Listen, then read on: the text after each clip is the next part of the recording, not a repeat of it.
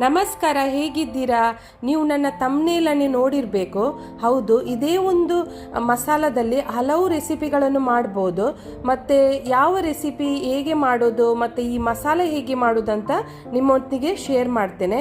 ಈ ವಿಡಿಯೋವನ್ನು ಸ್ಕಿಪ್ ಮಾಡದೆ ಕೊನೆಯವರೆಗೆ ನೋಡಿ. ಇಲ್ಲಿ ನಾನು ತಗೊಂಡಿದ್ದೇನೆ ಕಾಶ್ಮೀರಿ ಚಿಲ್ಲಿ. ಇದರಲ್ಲಿ 30 ಇದೆ, ಅಂದರೆ 2 ಮುಷ್ಟಿಯಷ್ಟು ಇದೆ ಇದು. ಇದಕ್ಕೀಗ ಸ್ವಲ್ಪ ಬಿಸಿ ನೀರು ಹಾಕಿ ಇಡುವ, ಒಂದು 20 ನಿಮಿಷ. ಯಾಕೆಂದ್ರೆ ಬಿಸಿ ನೀರು ಹಾಕುವುದರಿಂದ ಇದು ಸಾಫ್ಟ್ ಆಗುತ್ತೆ, ಮತ್ತೆ ಇದು ಗ್ರೈಂಡ್ ಮಾಡಲಿಕ್ಕೆ ತುಂಬಾ ಈಸಿ. ಓಕೆ, ಈಗ ನಾನು ಇದಕ್ಕೆ ನೋಡಿ ಬಿಸಿ ನೀರು ಹಾಕ್ತಾ ಇದ್ದೇನೆ. ಇದೊಂದು 20 ನಿಮಿಷ ಇಡುವ ಇದನ್ನು. ನೋಡಿ 15-20 ನಿಮಿಷ ಆಯ್ತು. ಈಗ ಒಳ್ಳೆ ಊದಿಕೊಂಡಿದೆ ನೋಡಿ, ಇದು ಒಂಥರ ದಪ್ಪ ಆಗಿದೆ. ಇದು ಗ್ರೈಂಡ್ ಮಾಡಲಿಕ್ಕೆ ತುಂಬಾ ಈಸಿ. ಈಗ ಇದನ್ನು ಮಿಕ್ಸಿ ಜಾರಿಗೆ ಹಾಕುವ.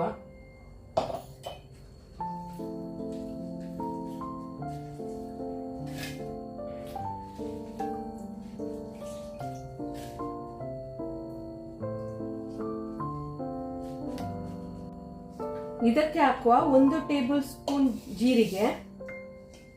ನೋಡಿ ಇಷ್ಟು ಹಾಕಿದೆ ನಾನು ಜೀರಿಗೆ. ಮತ್ತೆ ನೋಡಿ ಇಷ್ಟು ಒಂದು 2 ಟೀ ಸ್ಪೂನ್ ಇದು ಹಾಕಬೇಕು, ಅರಸಿನ ಹುಡಿ. ಇದು ನಂದು ಸಣ್ಣ ಚಮಚ, ಹಾಗೆ ಸ್ವಲ್ಪ ಹಾಕುವ. ಮತ್ತೆ ಇದನ್ನು ನೋಡಿ ವೆನೆಗರ್ ಉಂಟಲ್ಲ, ವೆನೆಗರ್ ಅಲ್ಲೇ ಇದು ಗ್ರೈಂಡ್ ಮಾಡಬೇಕು. ಇದಕ್ಕೆ ನೀರು ಹಾಕ್ಲಿಕ್ಕಿಲ್ಲ, ಸ್ವಲ್ಪ ಸ್ವಲ್ಪ ವೆನೆಗರ್ ಹಾಕಿ ಇದನ್ನು ಗ್ರೈಂಡ್ ಮಾಡುವ. ಮತ್ತೆ ಇದು ವೆನೆಗರ್ ಉಂಟಲ್ಲ, ಸ್ಟ್ರಾಂಗ್ ಅಲ್ಲ, ಅಂದ್ರೆ ಡಿಲ್ಯೂಟೆಡ್ ವೆನೆಗರ್. ಇದು ಸ್ಟ್ರಾಂಗ್ ಹಾಕಬೇಡಿ, ಅದಕ್ಕೆ ಸ್ವಲ್ಪ ನೀರು ಹಾಕಿ ಮಿಕ್ಸ್ ಮಾಡಿ ಹಾಕಿ. ನೋಡಿ ಇದರಲ್ಲಿ ನೋಡಿ ಸ್ವಲ್ಪ ಸ್ವಲ್ಪ ಹಾಕಿ ಇದನ್ನು ಒಳ್ಳೆಯ ಪೇಸ್ಟ್ ಮಾಡಬೇಕು. ಇದನ್ನು ರುಬ್ಬುವಾಗ ಸ್ವಲ್ಪ ನೀರಾಗಿರ್ಬಾರ್ದು, ಸ್ವಲ್ಪ ತಿಕ್ ಆಗಿರ್ಬೇಕು ಇದು ಇದರ ಪೇಸ್ಟ್. ಹಾಗೆ ಇದು ನಾನು ಗ್ರೈಂಡ್ ಮಾಡಿ ತರ್ತೇನೆ. ನೋಡಿ ಚಿಲ್ಲಿ ಪೇಸ್ಟ್ ರೆಡಿ ಆಗಿದೆ, ಅಂದ್ರೆ ನುಣ್ಣಗೆ ರುಬ್ಬಿ ತಂದಿದ್ದೇನೆ ಇದನ್ನೀಗ ಸ್ವಲ್ಪ ಇದಕ್ಕೆ ಗ್ಲಾಸ್ ಇದ್ದು ಬಾಟಲಿಗೆ ಹಾಕುವ. ನೋಡಿ ಇಲ್ಲಿ ಒಂದು ಗ್ಲಾಸ್ ಇದ್ದು ಬಾಟಲ್ ತಕೊಂಡಿದ್ದೇನೆ. ಇಲ್ಲಿ ಹಾಕುವಾಗ ನೋಡಿ ಸ್ಪೂನನ್ನು ಯೂಸ್ ಮಾಡಿ, ಅಥವಾ ನಿಮ್ಗೆ ಕೈಗೆ ಗ್ಲೌಸ್ ಹಾಕಿ ಇದನ್ನು ಹಾಕಿ. ಇಲ್ಲದಿದ್ರೆ ಏನಾಗ್ತದೆ ಅಂದ್ರೆ ನಿಮ್ಮ ಕೈಯೆಲ್ಲ ಉರಿತದೆ, ಅಂದ್ರೆ ಇದು ಚಿಲ್ಲಿ ಪೇಸ್ಟ್ ಅಲ್ಲ, ಹಾಗೆ ಕೈಯೆಲ್ಲ ಉರಿತದೆ. ಅದಕ್ಕೋಸ್ಕರ ಗ್ಲೌಸ್ ಹಾಕಿ ಇದನ್ನು ಈ ರೀತಿ ತುಂಬಿಸಿ ಇಡಿ. ನೋಡಿ ಒಳ್ಳೆ ನುಣ್ಣಗೆ ಇದಾಗಿದೆ, ಇದು ಪೇಸ್ಟ್ ಆಗಿದೆ. ಈ ರೀತಿ ಆಗ್ಬೇಕು. ಮತ್ತೆ ಇದನ್ನು ನಿಮ್ಗೆ ತಿಂಗಳುಗಟ್ಟೆ ಫ್ರಿಡ್ಜ್ ಅಲ್ಲಿ ಇಡ್ಬಹುದು. ಈಗ ಸ್ವಲ್ಪ ಬಿಸಿ ಇದೆ ಇದು, ಅಂದ್ರೆ ಮಿಕ್ಸಿಯಲ್ಲಿ ಗ್ರೈಂಡ್ ಮಾಡುವಾಗ ಬಿಸಿ ಆಗ್ತದೆ. ಓಪನ್ ಆಗಿ ಇಡಬೇಕು ಇದನ್ನು.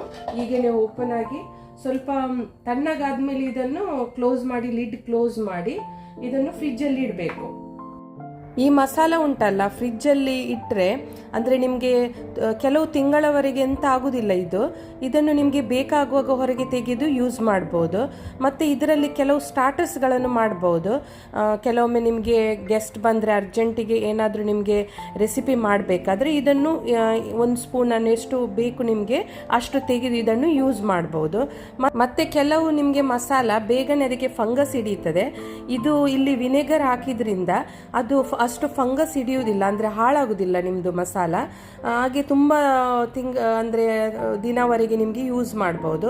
ಈಗ ನೀವು ಈ ವಿಡಿಯೋವನ್ನು ಕಂಟಿನ್ಯೂ ನೋಡಿ, ನಾನು ಈಗ ಇದರಲ್ಲಿ ಹೇಗೆ ಒಂದು ರೆಸಿಪಿಯನ್ನು ಅಂದರೆ ಸ್ಟಾರ್ಟರ್ಸನ್ನು ಮಾಡ್ಬೋದಂತ ನಿಮಗೆ ತೋರಿಸ್ತೇನೆ. ಇದೇ ಮಸಾಲದಲ್ಲಿ ಈಗ ಒಂದು ಚಿಕನ್ ಫ್ರೈಯನ್ನು ಮಾಡುವ. ಇಲ್ಲಿ ನಾನು ಬೋನ್ಲೆಸ್ ಚಿಕನ್ ಅನ್ನು ತಗೊಂಡಿದ್ದೇನೆ. ನೋಡಿ ಈ ಥರ ಕಟ್ ಮಾಡಿ ಇಟ್ಟಿದ್ದೇನೆ. ಇದಕ್ಕೆ ಹಾಕುವ 2 ಚಮಚ ಈ ಗ್ರೈಂಡ್ ಮಾಡಿ ಇಟ್ಟ ಮಸಾಲ. ಮತ್ತು ಇದೇ ಮಸಾಲದಲ್ಲಿ ಫಿಶ್ ಫ್ರೈ ಮಾಡ್ಬೋದು, ಪ್ರಾನ್ಸ್ ಫ್ರೈ ಮಾಡ್ಬೋದು. ಮತ್ತು ಕೆಲವು ನೀವು ಕರಿ, ಚಿಕನ್ ಕರಿ, ಫಿಶ್ ಕರಿ ಎಲ್ಲ ಮಾಡುವಾಗ ಈ ಮಸಾಲವನ್ನು ಯೂಸ್ ಮಾಡ್ಬೋದು. ಮತ್ತು ನಾನು ಇದಕ್ಕೆ ಹಾಕ್ತಾ ಇದ್ದೀನಿ ಈಗ ರುಚಿಗೆ ತಕ್ಕಷ್ಟು ಉಪ್ಪು, ಮತ್ತು ಒಂದು ಸ್ವಲ್ಪ ಜಿಂಜರ್ ಗಾರ್ಲಿಕ್ ಪೇಸ್ಟ್ ಹಾಕಿ ಇವೆಲ್ಲವನ್ನು ಹಾಕಿ ಮ್ಯಾರಿನೇಟ್ ಮಾಡಿ ಇಡಬೇಕು. 1 ಗಂಟೆ ಇಟ್ಟರೆ ನಿಮಗೆ ಚಿಕನ್ ಫ್ರೈ ಎಷ್ಟು ರುಚಿಯಾಗಿ ಬರುತ್ತೆ ಅಂದರೆ. ಮತ್ತು ಆ ಚಿಲ್ಲಿದ್ದು ಫ್ಲೇವರ್ ಉಂಟಲ್ಲ, ಯಾಕೆಂದರೆ ಆ ಚಿಲ್ಲಿ ಸೋಕ್ ಮಾಡಿ ಇಟ್ಟಿದ್ದೇವೆ, ಮತ್ತು ಹಾಗೆ ಅದರ ಫ್ಲೇವರ್ ತುಂಬ ಒಳ್ಳೆ ಬರ್ತದೆ. ಒಮ್ಮೆ ಟ್ರೈ ಮಾಡಿ, ನಿಮಗೆ ಖಂಡಿತ ಇಷ್ಟ ಆಗುತ್ತೆ ಈ ರೆಸಿಪಿ. ಮತ್ತು ಈ ಮಸಾಲವನ್ನು ನಿಮಗೆ ಎಷ್ಟು ದಿನ ಬೇಕಾದರೆ ಫ್ರಿಜ್ಜಲ್ಲಿ ಇಡ್ಬೋದು. ನಾನು ಇದನ್ನು ಈಗ ಏರ್ ಫ್ರೈಯರಲ್ಲಿ ಯೂಸ್ ಮಾಡ್ತಾ ಇದ್ದೇನೆ, ಅಂದರೆ ಏರ್ ಫ್ರೈಯರಲ್ಲಿ ಫ್ರೈ ಮಾಡ್ತಾ ಇದ್ದೇನೆ. ಅದಕ್ಕೆ ನಾನೀಗ 1 ಚಮಚ ಎಣ್ಣೆ ಹಾಕಿದ್ದೇನೆ ಇದಕ್ಕೆ. ನೀವು ಬೇಕಾದರೆ ಸ್ವಲ್ಪ ಎಣ್ಣೆ ಹಾಕಿ, ಅಂದರೆ ಕಾವಲಿಗೆ ಎಣ್ಣೆ ಹಾಕಿ ಇದನ್ನು ಫ್ರೈ ಮಾಡ್ಬೋದು. ನೋಡಿ ಎಷ್ಟು ಒಳ್ಳೆಯದಾಗಿ ಬಂದಿದೆ ಅಂದರೆ ಇದು ಚಿಕನ್ ಫ್ರೈ ತುಂಬ ಟೇಸ್ಟಿ ಮತ್ತು ತುಂಬ ಈಸಿ ಮಾಡಲಿಕ್ಕೆ.